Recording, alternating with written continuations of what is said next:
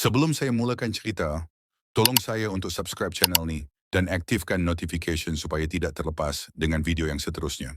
Tun Fatimah, Sri Kandi terakhir Kesultanan Melayu Melaka. Tun Fatimah adalah anak perempuan Bendahara Melaka, Tun Mutahir, iaitu Perdana Menteri yang berwibawa. Beliau dilahir dan dibesarkan dalam suasana bangsawan. Dengan adab tinggi, ilmu agama dan kemahiran persilatan, bahkan dikhabarkan belajar silat dan keris dari hang tuah serta para panglima istana. Kehidupan awal dan pernikahan pertama. Menurut sejarah Melayu, Tun Mutahir yang menggantikan Tun Perak sebagai bendahara mengahwinkan Tun Fatimah dengan sepupunya, Tun Ali. Pasangan ini hidup bahagia dalam keredaan keluarga. Pendek kata, tunang dan pernikahan Tun Fatimah dirancang tanpa gangguan istana. Namun segala-galanya berubah apabila Sultan Mahmud Shah pertama kali melihat kecantikan Tun Fatimah semasa majlis akad nikahnya. Baginda merasa tersinggung kerana tidak dipersembahkan tentang kecantikan anak bendahara.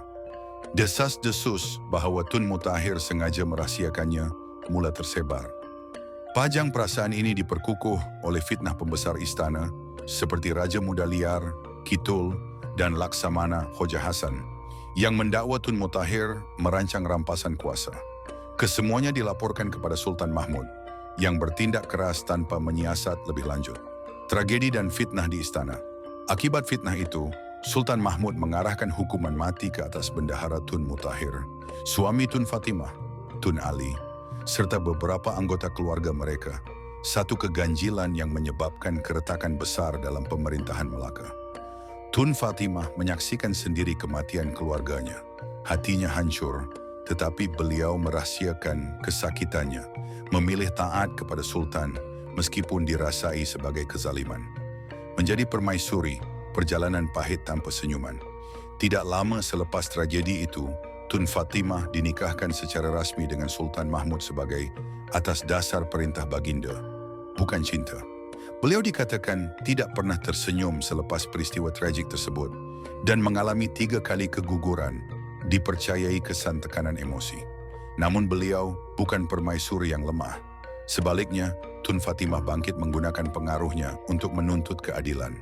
Sultan memerintahkan hukuman mati ke atas Raja Muda Liar, Kitul dan Khoja Hasan yang terbukti bersalah menyabarkan fitnah, membuktikan kebijaksanaan dan kekuatan dalaman Tun Fatimah. Semasa kejatuhan Melaka oleh Portugis pada 24 Ogos 1511, Sultan Mahmud bersama Tun Fatimah melarikan diri ke Bentan, kemudian ke Kampar, Sumatera. Di sebalik gelombang kejatuhan Melaka, Tun Fatimah memainkan peranan penting dalam memastikan kesinambungan kuasa Melayu melalui pewaris yang telah dididiknya. Anak beliau dan Sultan, Raja Ali, kemudian Sultan Alauddin Riayat Shah II, diangkat menjadi Sultan Johor kedua, meneruskan empayar lama Melaka. Selain itu, anak tiri mereka, Raja Muzaffar, menjadi Sultan Perak pertama. Ini menunjukkan bahawa Tun Fatimah bukan sahaja seorang permaisuri, tetapi penggerak kemunculan 2 kesultanan baru melalui pendidikan dan visi politiknya.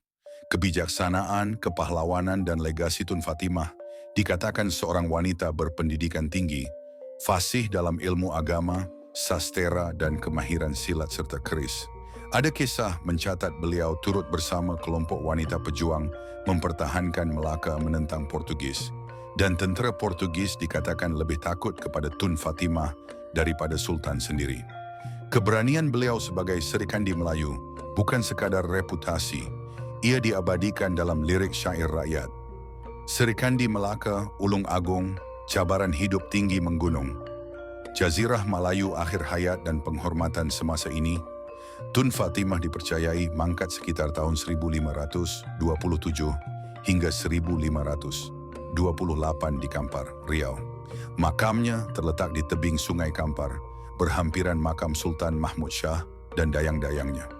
Di situ tumbuh reput pokok Kemboja tua sejak pengebumian, menjadi simbol keabadian dan titik ziarah rakyat. Warisan beliau hidup biarpun jauh dari Melaka. Antara institusi dan lokasi yang dinamakan sempena beliau, Tun Fatimah bukan sekadar watak cerita sejarah. Beliau wujud sebagai lambang kuat, tegas dan berdaya tahan seorang wanita bangsawan yang tidak gentar menghadapi dugaan.